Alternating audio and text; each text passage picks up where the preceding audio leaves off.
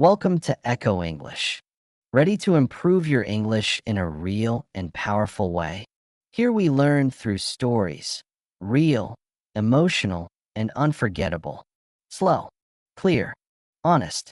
Sit back, listen, and feel the language. Echo English, where truth becomes your teacher. They sent soldiers to the streets. A quiet morning. It started like any other June day in Los Angeles. The sun was hot, the streets were alive, and people were busy with their lives. But beneath the surface, something was building. Fear, frustration, a quiet storm that was about to explode. I remember turning on the news that morning and seeing small crowds forming near City Hall. Nothing unusual at first, but by afternoon, the streets were packed. Thousands of people, walking, chanting, some crying. They were protesting a new law that gave ICE, Immigration and Customs Enforcement, more power to detain and deport immigrants. The law was passed quietly, without major media coverage. It allowed ICE agents to conduct home raids without local police approval. It also removed legal protections for undocumented workers who reported abuse. Many immigrant families felt targeted, even hunted. Panic began to spread. Word traveled fast. WhatsApp groups, Facebook pages, and Spanish-language radio stations warned people to stay inside. Neighborhoods emptied. Shops closed. Community centers turned into shelters. It was like the city was holding its breath. Families in fear. Families were being separated. People were taken from their homes at night. Some disappeared without warning. The city was afraid, and it was angry. Social media filled with videos of arrests, of families crying, of silent door knocks that turned into deportation. Activists organized emergency hotlines. Churches opened their doors for those in hiding. It felt like something from the past, a time most Americans believed was over. I met a woman named Sophia. Her husband was taken while walking their dog. He had lived in the U.S. for 20 years. He had no record. He never came back. She now raises their children alone. Then President Trump went on national television. He called the protesters criminals. He said the protests were an invasion. And the very next day, he did something no one expected. He sent 700 U.S. Marines into the streets of Los Angeles. Soldiers, not police. Let me be clear. These were not riot police. These were soldiers trained for war. With rifles. With armor. With orders. I saw them with my own eyes, walking down American streets, lined up like we were in a war zone. It didn't feel like Los Angeles anymore. It felt like something else. Something darker.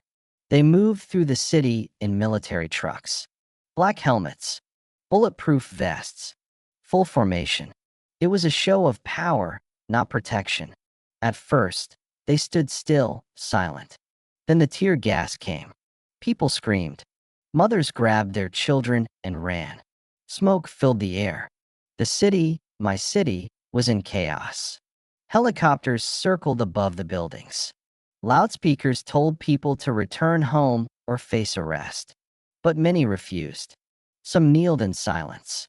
Others linked arms and stood in front of stores to protect them. The fear was real, but so was the courage. That night, I stayed up watching live streams. People around the world did too. Some offered donations. Some offered prayers. Some offered only silence, violence, and viral videos. Over 6,000 people were arrested across the country in the days that followed. Some were as young as 14. In Los Angeles alone, nearly 200 were hospitalized, many from gas inhalation and rubber bullets. Journalists were attacked. One was broadcasting live when a soldier fired tear gas directly at their camera. In another video, a young woman screamed as her brother was dragged away by uniformed officers, despite having no weapon and no criminal record. Videos went viral. One showed a soldier pointing a rifle at an unarmed woman holding a baby. Another captured protesters kneeling in silence before being dispersed with force. The hashtag number 50501 began trending. Voices from around the world began to rise. Hospitals were overwhelmed. Some doctors worked 36 hours without sleep. A nurse told me she had to treat a child who couldn't stop crying after being tear-gassed. The world watches. People all over the world were watching. Newspapers in Europe called it the fall of American democracy.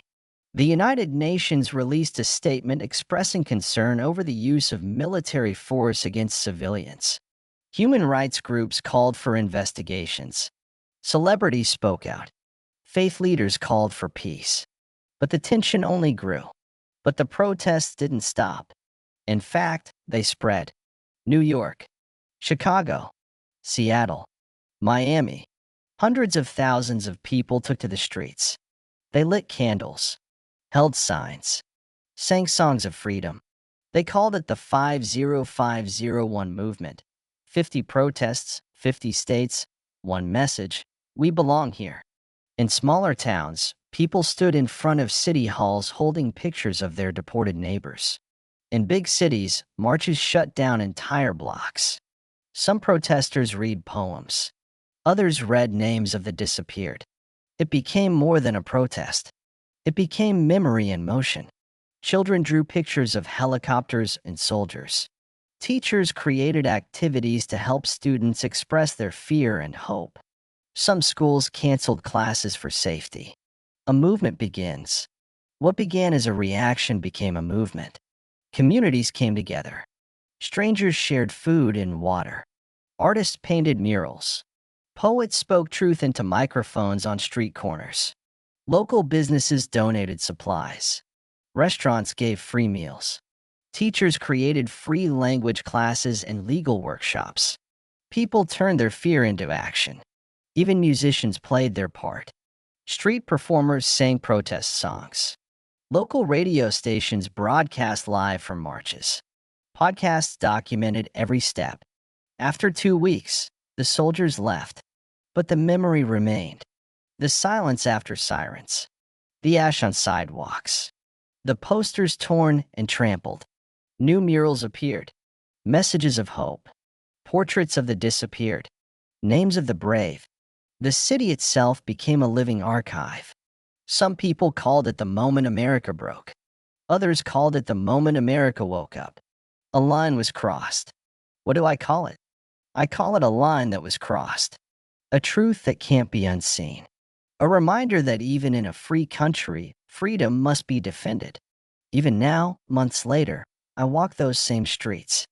I see the faded paint of protest slogans on the walls. I hear echoes of chants in my mind. Because this wasn't just a protest. It was a message. We are not criminals. We are not threats. We are neighbors, workers, dreamers, people. And when soldiers march on your streets, you don't forget it. You remember. You tell the story. You speak the truth. This is Echo English.